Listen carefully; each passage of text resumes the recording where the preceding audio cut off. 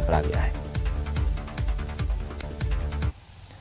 चलिए हम सीधे आपके लिए चलते हैं कोटा, जहां पर लोकसभा अध्यक्ष ओम बिरला की पहल पर कृषि महोत्सव का आयोजन हो रहा है। दशहरा मैदान में 2 दिवसीय कृषि महोत्सव है, जहां पर केंद्रीय कृषि मंत्री संबोधित कर रहे हैं। आप भी इन 8 वर्षों में प्रधानमंत्री नरेंद्र मोदी जी ने गांव की शक्ल बदलने का भी काम किया, गरीब के जीवन स्तर में बदलाव लाने के लिए भी काम किया, किसान की आमदनी बढ़ाने के लिए भी काम किया और दुनिया के राजनीतिक मंच पर भारत का झंडा मजबूती के साथ लहराए, इस मामले में भी मोदी जी ने कोई कसर नहीं छोड़ी। और इसका परिणाम आज हम देख रहे हैं। कौन इस बात का चर्चा करता था कि गरीब के घर में भी उज्ज्वला गैस का रसोई कनेक्शन होना चाहिए? किसने मांग की थी कि हर गरीब को प्रधानमंत्री आवास मिलना चाहिए? किसने मांग की थी प्रधानमंत्री किसान सम्मान निधि के माध्यम से 6,000 रुपया वार्षिक किसान को मिलना चाहिए? अगर अच्छा शासक होता है तो केंद्रीय कृषि मंत्री नरेंद्र सिंह तोमर को आप सुन रहे थे, किसानों को लेकर के योजनाओं के बारे में भी और सरकार की उपलब्धियों की जानकारी देते हुए। बहरहाल वक्त एक छोटे से ब्रेक का, जल्द लौटेंगे।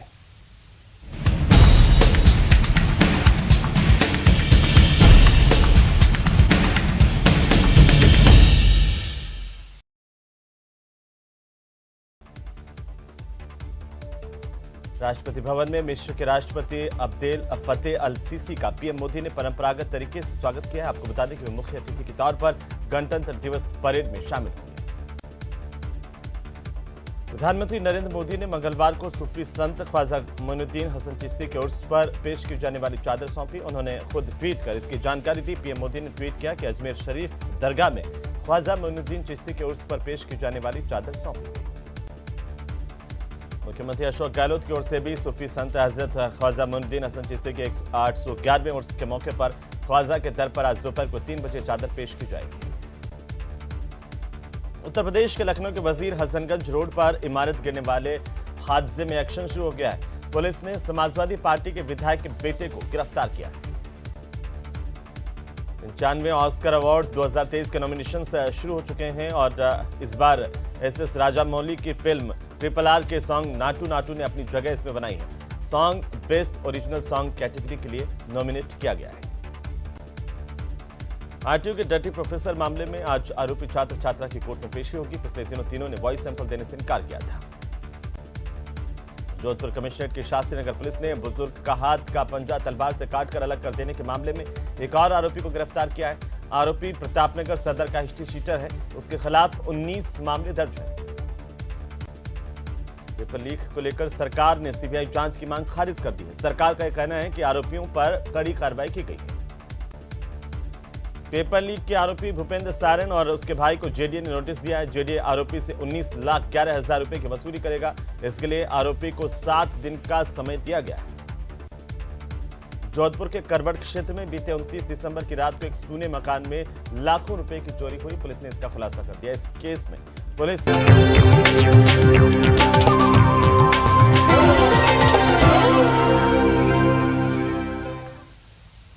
तो चलिए ब्रेक के बाद एक बार फिर से आपका स्वागत। और इसी बीच दौसा से बड़ी खबर आ रही है, जहां पर मेहंदीपुर बालाजी से बड़ी जानकारी सामने आ रही है। 24 साल की एक युवती के साथ रेप हुआ है। पुलिस ने आरोपी को आखिरकार गिरफ्तार कर लिया। आरोपी पहले भी हत्या के मामले में जेल जा चुका है। युवती के परिजनों ने आरोपी के खिलाफ केस दर्ज करवाया। पुलिस इस पूरे मामले को लेकर जांच कर रही है। मेहंदीपुर बालाजी से बड़ी खबर, एक युवती के साथ दुष्कर्म की घटना सामने आई है और इस वारदात के बाद पुलिस ने तत्परता दिखाते हुए आरोपी युवक की गिरफ्तारी कर ली है। अगली खबर भरतपुर से, जहां पर अटलबंद थाना इलाके में अज्ञात वाहन ने गश्त कर रही पुलिस की चेतक गाड़ी को टक्कर मारी। चेतक गाड़ी में सवार 4 पुलिसकर्मी घायल हुए हैं, जिनमें से 2 पुलिसकर्मियों के गंभीर रूप से घायल होने की जानकारी है, जिन्हें आरबीएम अस्पताल में भर्ती करवाया गया। यहां से पुलिसकर्मी समय सिंह को गंभीर हालत के चलते जयपुर रेफर किया गया है।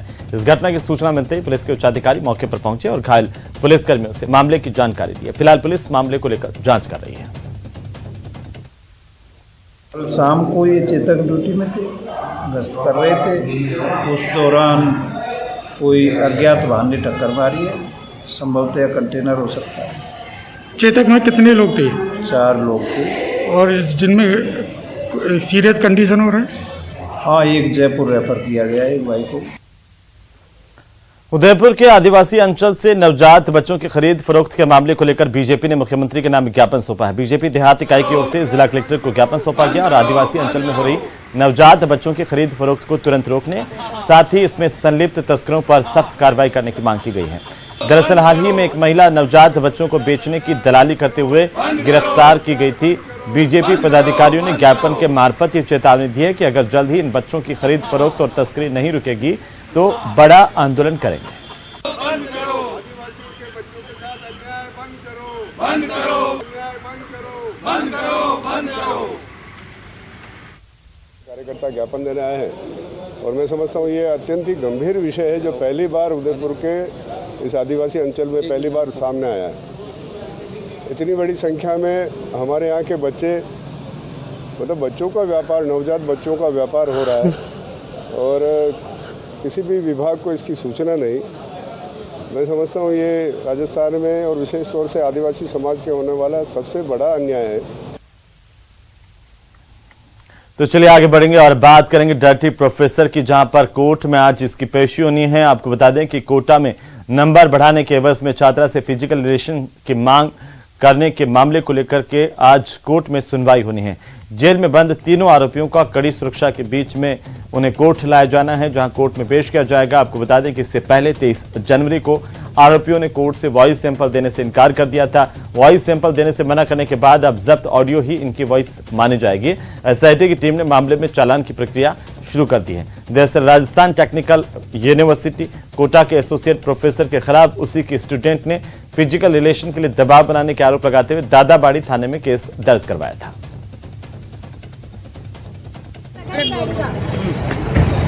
आरटीयू के डर्टी प्रोफेसर के मामले में हम जो अनुसंधान के दौरान जो इनके ऑडियो जब्त हुए थे आपस की बातचीत के, वो हमने जब्त किए थे। उन ऑडियो की वॉइस सैंपलिंग के लिए हमने दिनांक 20 जनवरी को सीजीएम कोर्ट में एप्लीकेशन लगाई थी। तो सीजीएम कोर्ट ने एप्लीकेशन अलाउ करते हुए एक उत्तर को अपॉइंट किया था। एक उत्तर कोर्ट ने को 23 जनवरी को तीनों जो अभियुक्त थे, गिरीश परमार, अर्पित अग्रवाल और ईशा यादव, तीनों को आज कोर्ट में पेश करने के लिए निर्देश दिए थे। और इसी बीच बीकानेर के बज्जू से बड़ी खबर है। गैस त्रासदी में हुई तीसरी मौत को लेकर के यहां पर धरना जारी है। परिजन और ग्रामीण बालिका के शव को लेकर के धरने पर बैठे हुए हैं। बज्जू उपखंड कार्यालय के आगे यह धरना दिया जा रहा है। घटना में अब तक 3 लोगों की मौत हो चुकी है और आपको बता दें कि कल देर शाम से ही ग्रामीण धरने पर बैठे हुए हैं। प्रशासन के अधिकारी मौके पर पहुंचे। देर रात तक चली वार्ता हालांकि विफल रही है। ग्रामीण अब मुआवजे की मांग कर रहे हैं। तो बज्जू की गैस त्रासदी के पीड़ितों का आरोप है सरकार पर सीधे तौर पर कि उन्हें उचित मुआवजा नहीं मिला है। 3 लोगों की मौत यहां की गैस त्रासदी में हुई, लेकिन किसी ने भी इनकी सुध नहीं ली और अब आक्रोशित ग्रामीणों ने यहां पर प्रदर्शन और धरना शुरू कर दिया है। इनके साथ काफी संख्या में गांव के लोग बैठे हुए हैं। इस भीषण गैस त्रासदी में 3 मौतें हो चुकी हैं, लेकिन उनके परिवार को सांत्वना देने के नाम पर न प्रशासन ने सुनवाई की, न ही सरकार ने की, न जनप्रतिनिधियों ने इनकी तरफ देखा। और इसी बीच खबर अलवर से, जहां पर दिल्ली जयपुर नेशनल हाईवे 48 पर बीती रात को हुए 2 अलग अलग सड़क हादसों में करीब 6 से ज्यादा लोग घायल हुए हैं।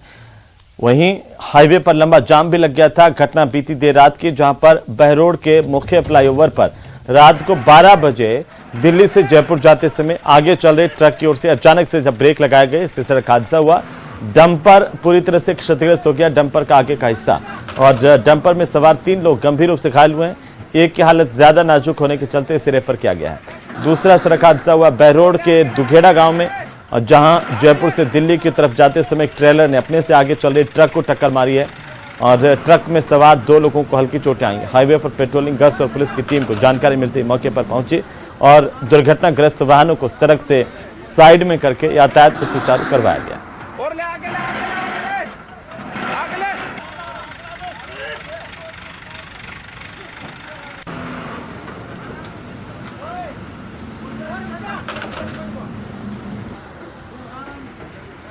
अभी हमें सूचना मिली कि बैरोड टायर के ऊपर 2 गाड़ियों का एक्सीडेंट है। हम मौके पे पहुंचे, वहां पर एक ट्रेलर और ट्रक का एक्सीडेंट था, जिसमें ट्रेलर में 3 बंदे थे, तीनों घायल थे। ड्राइवर की ज़्यादा चोटें थी, जिसको हमने निकलवा के एम्बुलेंस के द्वारा कैलाश हॉस्पिटल में शिफ्ट करवा दिया और गाड़ियों को क्रेन द्वारा साइड में करवा दिया।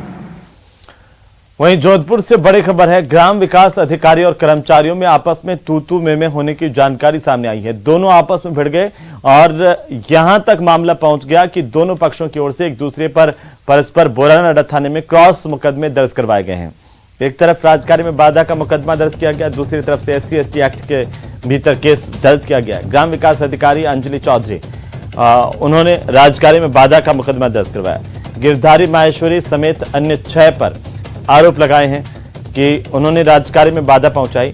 वहीं कनिष्ठ सहायक उषा मेघवाल ने जाति सूचक शब्दों का इस्तेमाल करने के आरोप ग्राम विकास अधिकारी पर लगाते हुए बोरानाडा थाने में केस दर्ज करवाया है। गुहार लगाई है कि इस मामले में उन्हें न्याय दिलाया जाए।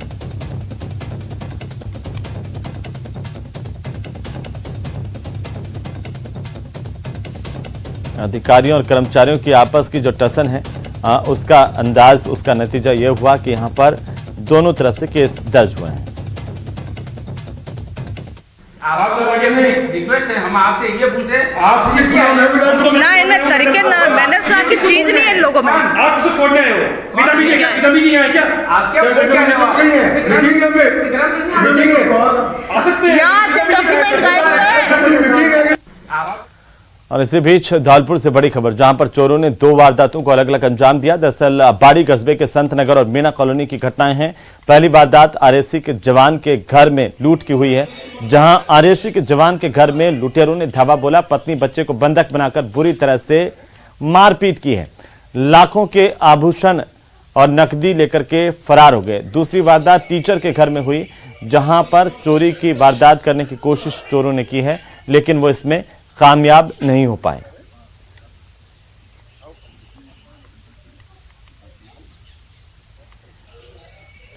और अब भारत और मिस्र की सेनाओं के साझा प्रैक्टिस की खबर है, जहां पर जैसलमेर में भारत और मिस्र की सेना का साझा युद्धाभ्यास 14 जनवरी से लगातार जारी है और यह युद्धाभ्यास 27 जनवरी तक चलेगा।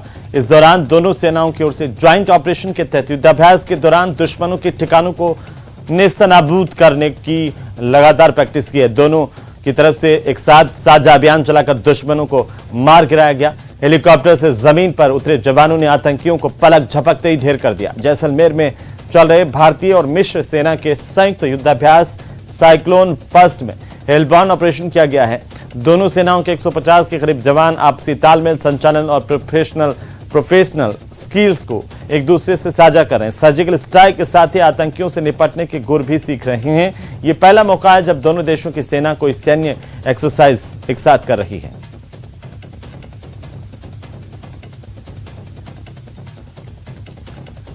और अब बात चित्तौड़गढ़ की, जहां इंदिरा गांधी स्टेडियम में गणतंत्र दिवस को लेकर के तैयारियां मुकम्मल की जा रही हैं और साथ ही सुरक्षा को लेकर के व्यवस्थाएं चाक चौबंद है। आपको बता दें कि उदयपुर से सुरक्षा टीम यहां पर पहुंची, जिसने सुरक्षा व्यवस्थाओं का जायजा लिया है। इंदिरा गांधी स्टेडियम में इस बार जिला स्तरीय कार्यक्रम का आयोजन होना है और इसी को लेकर के तमाम तैयारियों को अंतिम रूप दिया जा रहा है।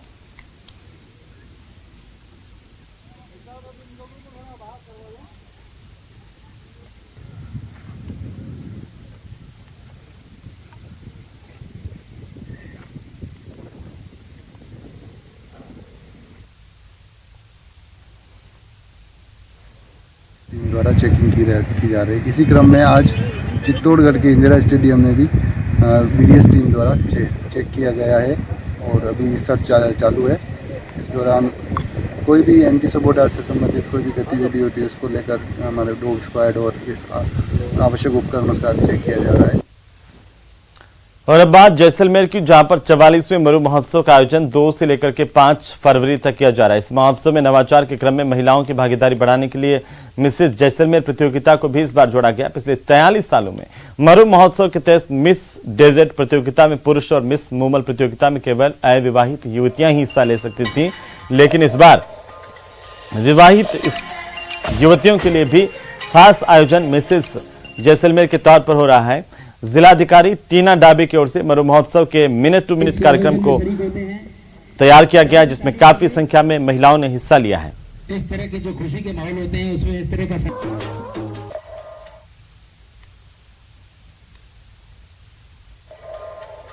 जिला कलेक्टर महोदय ने इस बार मरु महोत्सव को जन जन का उत्सव बनाने के तर्ज पे मरु महोत्सव में नए आयाम जोड़े हैं। इसमें एक आयाम मिसेज जैसलमेर का भी जोड़ा है, जो यहाँ के लोगों को, यहाँ की महिलाओं को पर्टिकुलरली इस महोत्सव से जोड़ने का एक प्रयास है, जिसमें अभी तक अपनी मिस मूमल प्रतियोगिताओं में केवल अविवाहित युवतियां ही भाग ले पाती थी, लेकिन उस स्टीरियोटाइप को तोड़ते हुए मैम ने, कलेक्टर महोदया ने नया एक आयाम जोड़ा है, जिसमें उन्होंने मिसेज जैसलमेर के नाम से एक नया कंपटीशन शुरू किया।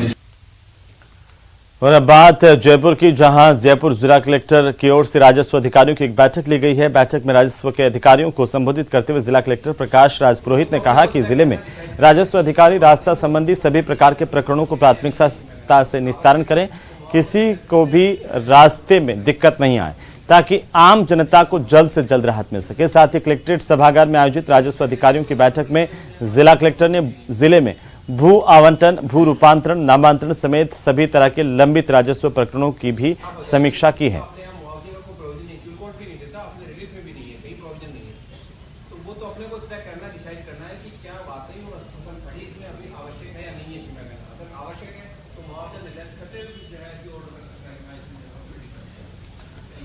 और अब बात झुंझुनू पुलिस की एक अच्छी पहल की। झुंझुनू पुलिस सोशल मीडिया पर गैंगस्टर्स के फॉलोअर्स बनकर के भटके युवाओं को सही रास्ते पर लाने का अच्छा काम कर रही है। एसपी मृदुल कच्छावा के निर्देशों के बाद सोशल मीडिया प्रकोष्ठ का गठन किया गया और ये प्रकोष्ठ लगातार गैंगस्टर्स और आदतन अपराधियों के सोशल मीडिया अकाउंट पर नजर बनाए रखेगा, निगरानी रखेगा। साथ ही उन युवाओं की सूची तैयार की जाएगी जो इन्हें फॉलो कर रहे हैं। नकारात्मक रूप से प्रभावित होने वाले युवाओं को सही रास्ते पर लाने का काम पुलिस कर रही है और सही रास्ता दिखाने के लिए पुलिस उनकी काउंसलिंग भी करेगी। ऐसे युवाओं पर भी पुलिस की नजर है जो किसी न किसी तरह के अपराधियों को, गैंगस्टर्स को फॉलो करते हैं।